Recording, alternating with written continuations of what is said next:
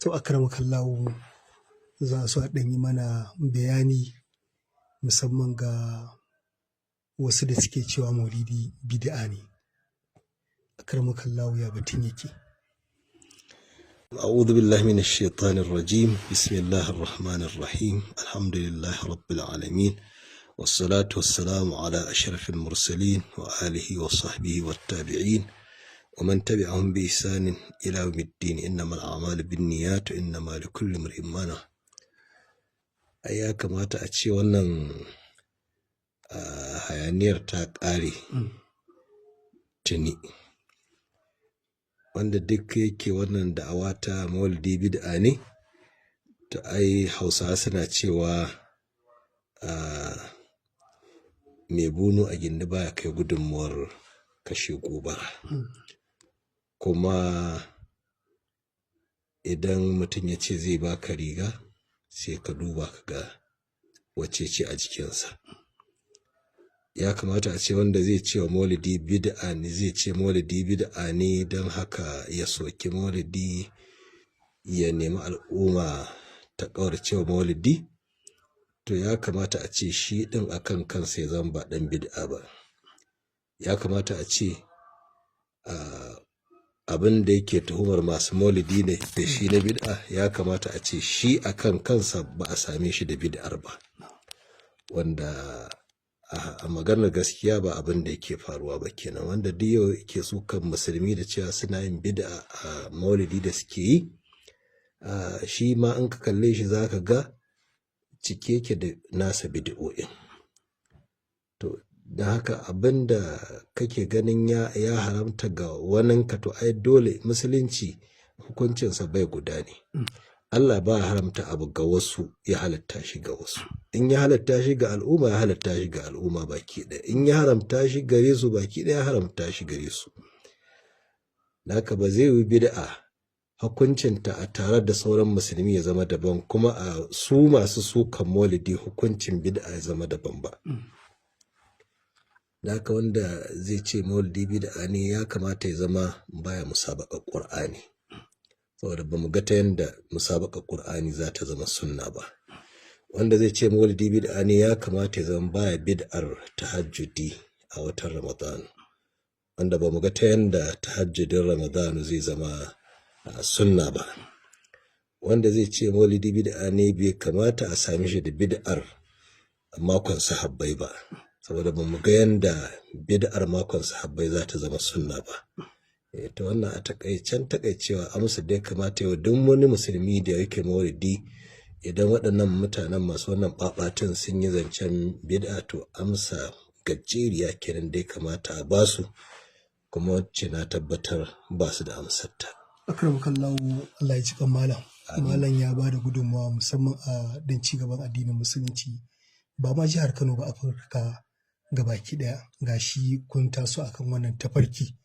Kullum al'ummar jihar Kano ƙara haɗuwa take da masoya shugaba sallallahu alaihi wasallam. Akramakallahu menene abubuwan da kuke gani cewa al'umma suna ƙara soyayya ga shugaba sallallahu alaihi wasallam musamman a jihar Kano? To ai ta ƙaunar ma'aikin Allah sallallahu ta'ala alaihi sallama da kuma soyayyarsa ga al'ummar jihar Kano, wato abu ne da Allah ya halicci su Kanawa, ya kwaɓa jininsu da tsokarsu da ɓargonsu da ƙashinsu da ƙaunar manzon Allah sallallahu ta'ala alaihi sallam. Wanda duk ya san gargajiyar Kanawa da kuma irin rayuwar Kanawa ta addini, to ya san idan takara ake ta ƙaunar manzon Allah sallallahu alaihi wasallam a faɗin duniya, to Kanawa za su zama a sahun gaba. Za su zama daga cikin waɗanda za su ciri tuta a bayan ƙasa baki ɗaya. Bakano na asali, banda za a kayan mahaifinsa baka samu ya gaji ishiriniya ba, baka samu ya gaji alburda ba, baka samu ya gaji ashifa ba. Wannan duk gidan baka ne na haƙiƙa na ainihi, ba ɗan kazo na zo ba. Wannan gada sai ka same shi a tare da duk Bakano. Za ka same shi riƙe da dala'ilul khairati, iyayensa da kakanninsa. Za ka same su ƙanƙame da ashifa. Za ka same su a ɗamfare da alburda. Za ka same su a liƙe da ishiriniya. Wannan ita ce gargajiyar Kanawa ta addini. Da haka ta yaya Kanawa za su yi wa kowa zarra a cikin ƙaunar manzon Allah ba sallallahu ta'ala alaihi wa sallam. Kuma a ɗaya ɓangaren kuma sai ka duba ka ga shi kuma Ubangiji tabaraka ta'ala wani irin tukuici yayi wa Kanawa a sakamakon wannan ƙauna da suka yi fice da ita ga sayyidina Rasulullah. Za ka ga yadda Allah ya kwarara wa Kano albarka fiye da dukkan sauran garuruwa a ƙasar nan. Ba ƙasar Hausa kurum ko jihohin arewacin Najeriya kurum ba, za ka ga albarkar Kano ta fita daban. Hatta a jihohin kudancin Najeriya irin albarkar da za ka tara a Kano, duk da arziki da aka tula musu a can, ba za ka samu wannan albarka a wajensu ba. Kano Allah ya mata wannan baiwar ta daban. To in kana neman fahimtar daga ina wannan albarka da Allah ya mamaye Kano da ita take, ba za ka samu wata fassara ba sai wannan nisa da mutanen Kano suka yi da kuma zurfi da suka yi a cikin ƙaunar manzon Allah. Akan kallawa ga wani abu yana tasowa musamman ƙasar Amerika inda ta ce za ta kawo wa Najeriya farmaki. A matsayinka na babban malami a nan jihar Kano, musulmi me ya kamata ya mai da hankali a kai? Babban abin da ya kamata musulmi ya mayar da kai daga irin wannan barazana ta ta'addanci, ya wajaba musulmi su ɗautar bukansu, mu koma ga mahaliccinmu, mu yawaita istighfari, mu yawaita hasbunallahu wa ni'mal wakilu, mu yawaita salati ga sayyidina Rasulullahi sallallahu alaihi wasallama, mai ta sauke-sauke na alƙur'ani da sauke-sauke na ashifa, dukkan wasu nau'o'i na addu'o'i waɗanda Allah ya yassare wa musulmi, ya wajaba a wannan yanayi muhimmatu da addu'a, mu kai kukanmu ga Ubangiji tabaraka ta'ala.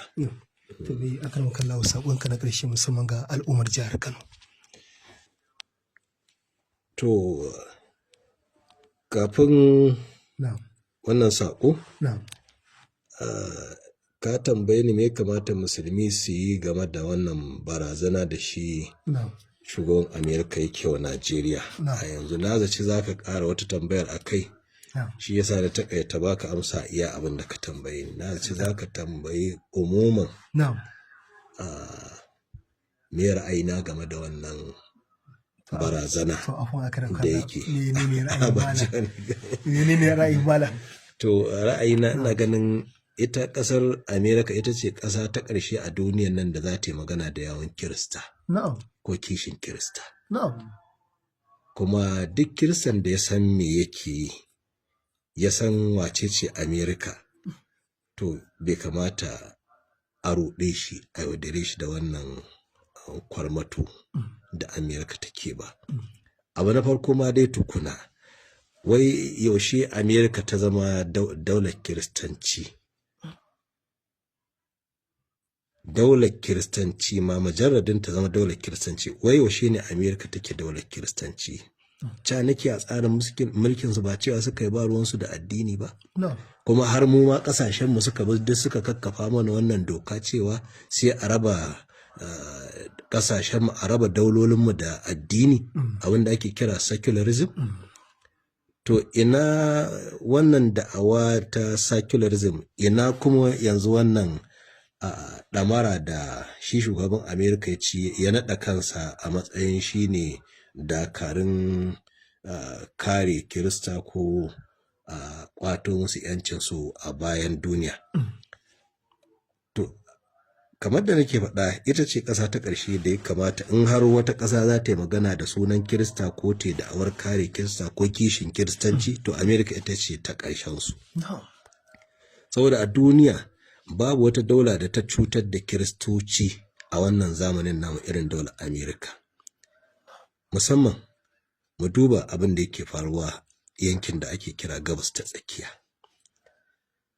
Amerika irin farmakinta na ta'addanci da ƙulle-ƙullenta su suka kawo ƙarshen Kiristanci a ƙasar Iraq.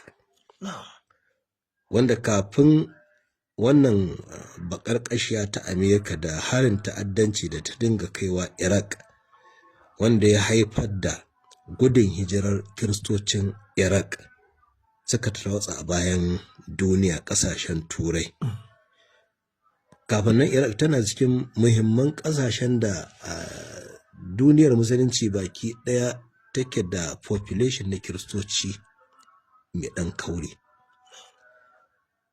Irin haɗin bakin Amerika da Yahudawa na Isra'ila shi ya kawo ƙarshen Kiristanci a ƙasar da a yau ake kira Isra'ila, wacce a haƙiƙanin ta Falasɗinu ce. Shi ya jawo Kiristocin Falasɗinu suka zama 'yan gudun hijira a faɗin duniya. Duk da hannun Amerika aka tarwatsa su, kuma suka goyi bayan Yahudawa akan karkashe su da zaluntar su, wanda ba su bambance ba tsakanin musulmi da Kirista a Falasɗinu. Haka in ka je inda na faɗa ɗin Iraq ɗin, da Amerika ta tashi zalunta Iraq ba ta bambance ba tsakanin Kirista da musulmi. Dukkan mutanen Iraq bamanta ba su bambance wannan musulmi ne wannan Kirista ne ba, wannan coci ce wannan masallaci ne ba. Gaba ɗaya duk abin da ta yi na ɓarna a Iraq, gaba ɗayan mutanen Iraq da al'ummar Iraq ta yi gare su ya shafa, wanda kamar da na faɗa wannan ya haifar da su musulmi, saboda su ne majority da ba inda za su gudu, ba inda za su je, tare da cewa su ma ɗin sun yi gudun hijirar.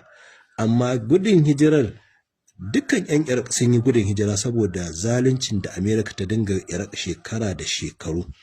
Amma saboda yawan musulmi a Iraq ba a shaida gudun hijirar da musulmi suka yi daga Iraq ba.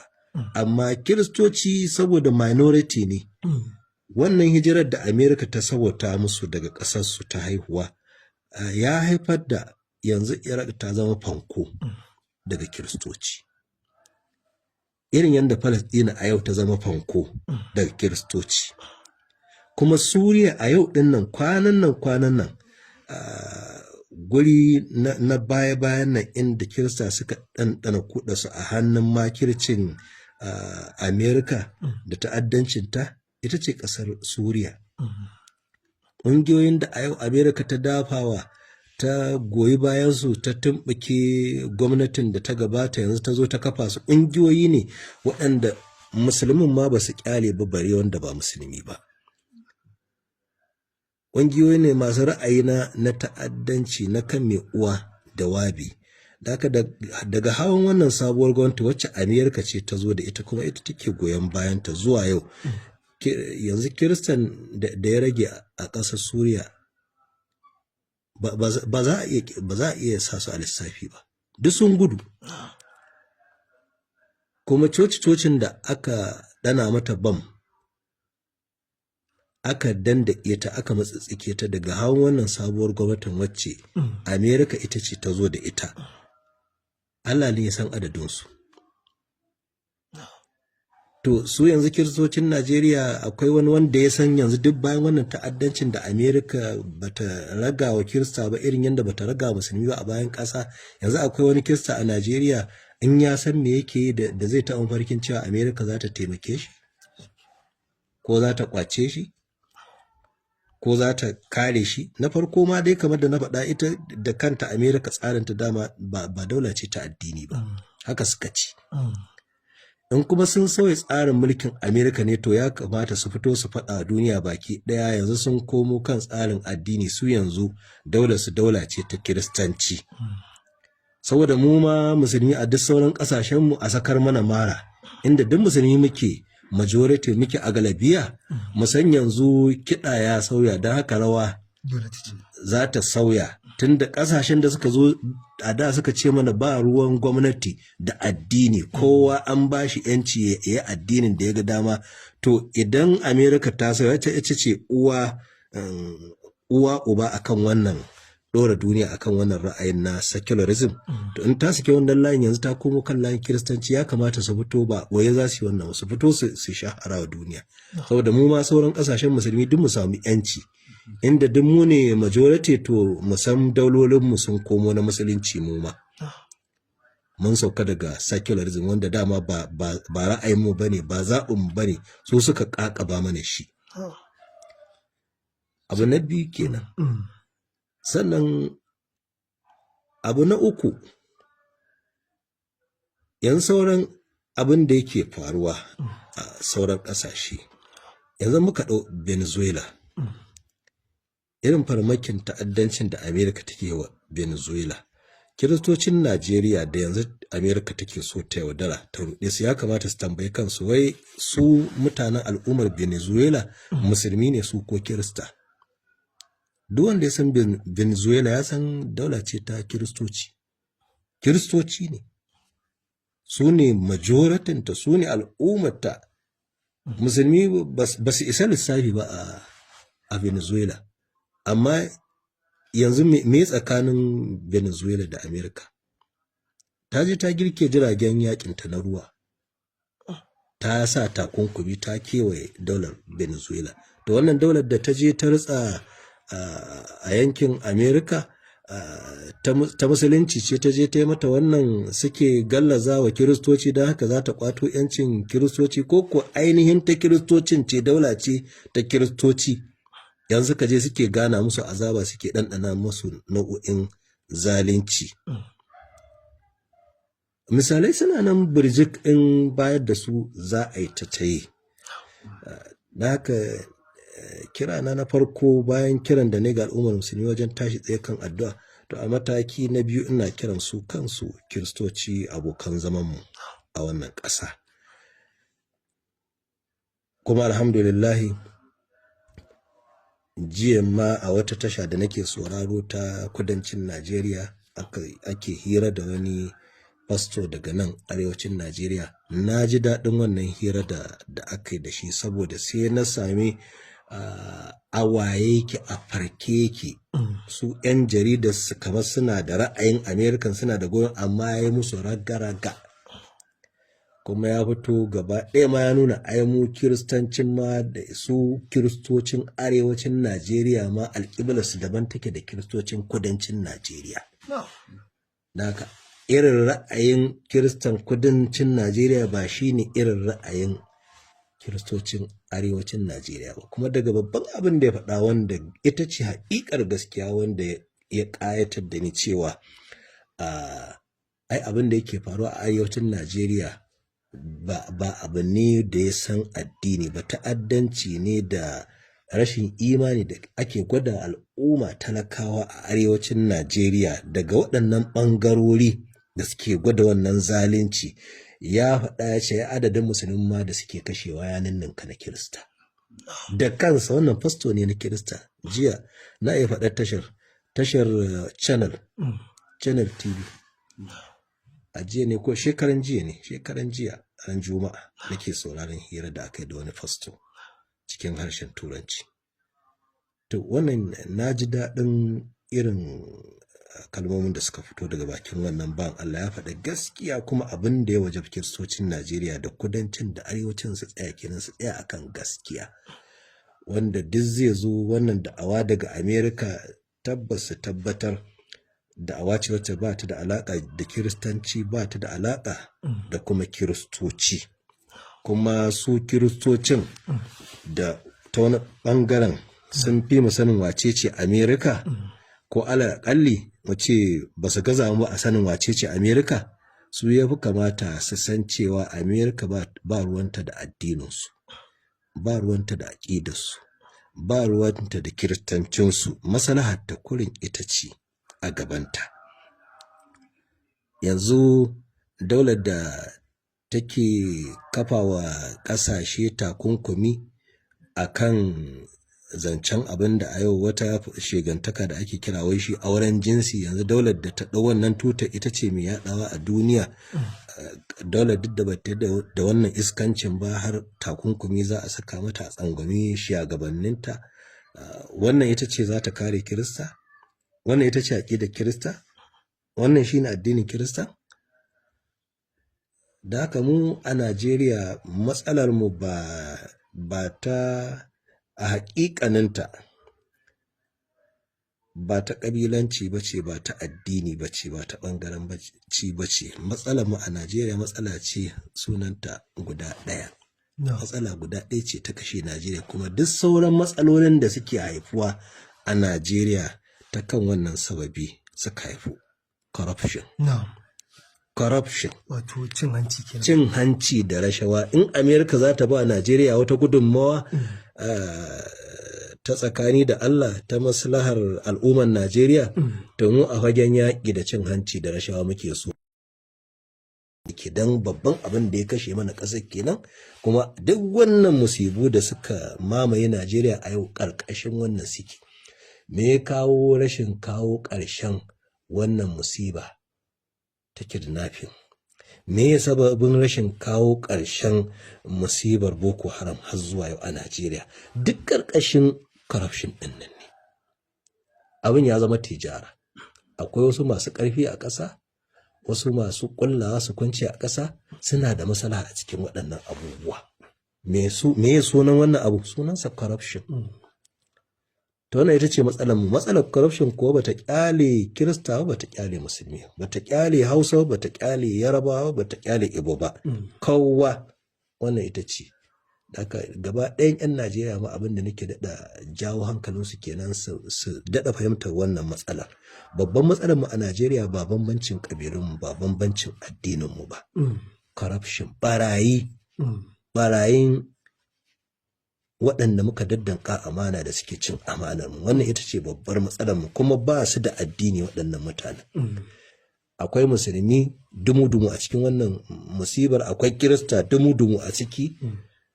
Akwai waɗanda ma ba su da addinin a ciki, akwai Hausawa, akwai Fulani, akwai Yarabawa, akwai Igbo. Babu wata ƙabila wacce ba ta da hannu a cikin corruption ɗin. Babu ƙabilar da 'ya'yanta ba sa yin wannan. Wannan ita ce musibar mu a Najeriya. Amin.